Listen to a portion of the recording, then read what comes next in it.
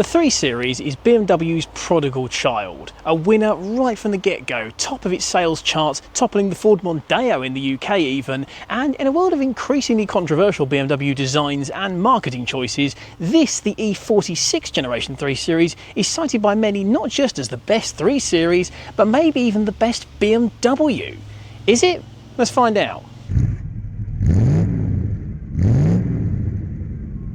The E36 3 Series and landmark M3 had taken the model to new heights. No longer was it this little, darty, nimble sports saloon of a thing, now it was much more luxurious and long-legged and more of an autobahn cruiser than a backroad basher. And that meant it had lost a little bit of its USP that the E30 had carved out before it. So for the next generation 3 Series, what would be codenamed the E46, BMW were keen to get that ultimate driving machine edge back to it.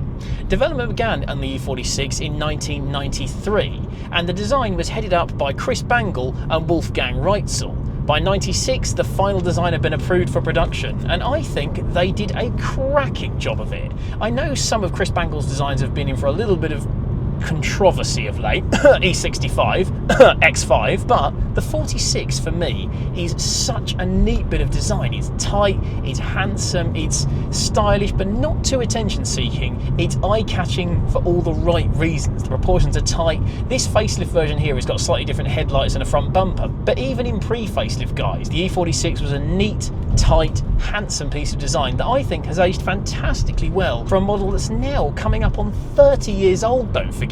And indeed, the E46 was revealed in 1997 for a 98 launch, with some big improvements over its predecessor. For a start, it was high-tech. It had BMW's Valvetronic variable valve lift technology, which gave the car almost like Honda VTEC levels of second wind in the upper echelons of the rev range. And of course, the bigger engine you went with more power, the more you notice the difference there.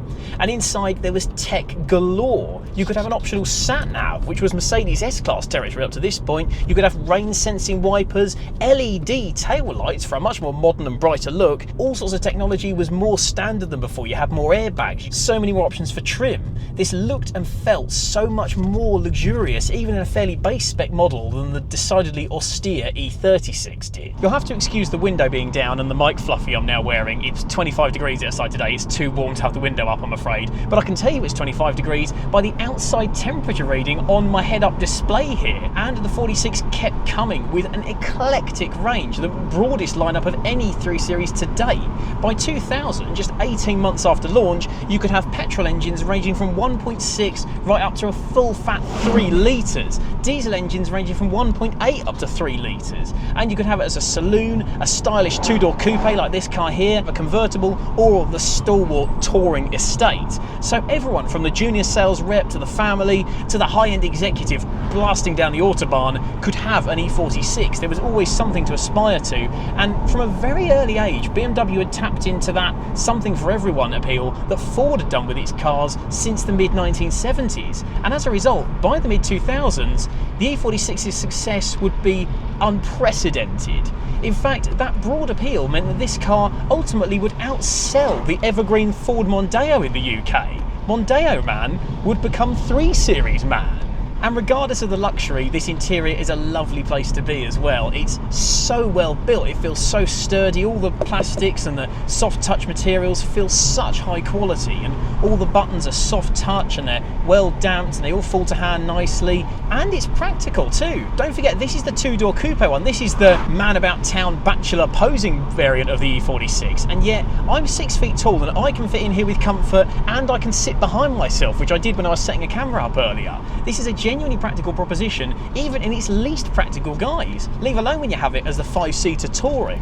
But the E46 is still a BMW at heart, mass appeal or not, and that meant it was going to be the ultimate driving machine.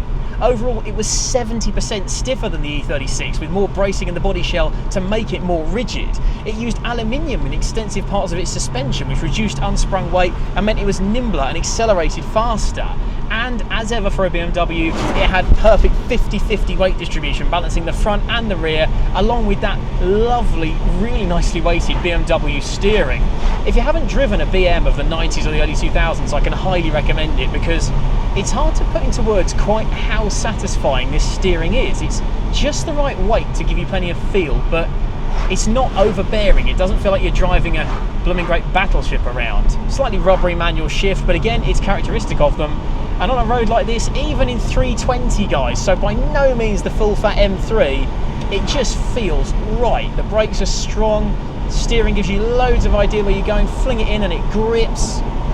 It rides well as well. I have to say, it's a very comfortable car and it feels light and nimble. For what is actually quite a big luxurious car by this point, the E46 feels fantastic. And like any BM should, it feels assured of itself. You can fling these cars around, regardless of what engine or chassis variant you're driving, with confidence. You can see how people get into a lot of trouble in these on track days and drifting them around roundabouts. Hypothetically, of course. Feels great.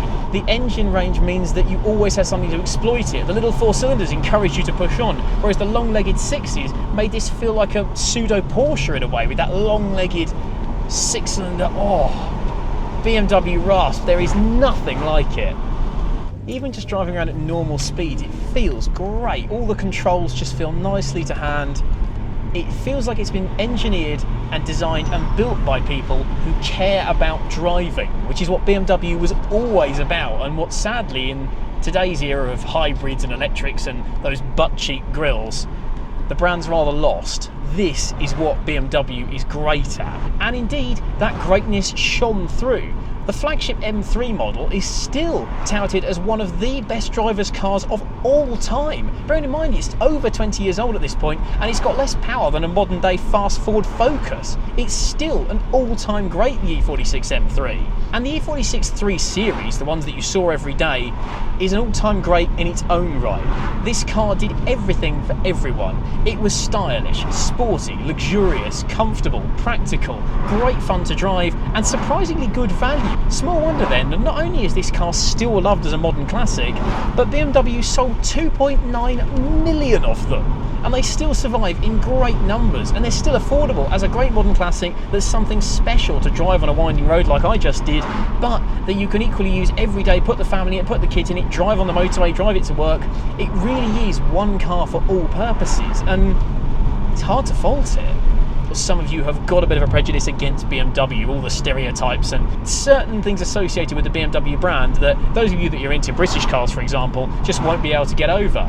But honestly, drive a good example of this, one of the brand's best, and those prejudices will go out the window because it is so good. The fact that it's still revered as one of BMW's absolute best over 25 years on tells you quite how good this car was. Drive a nice example today and you have to say the E46 could well be the best of 3.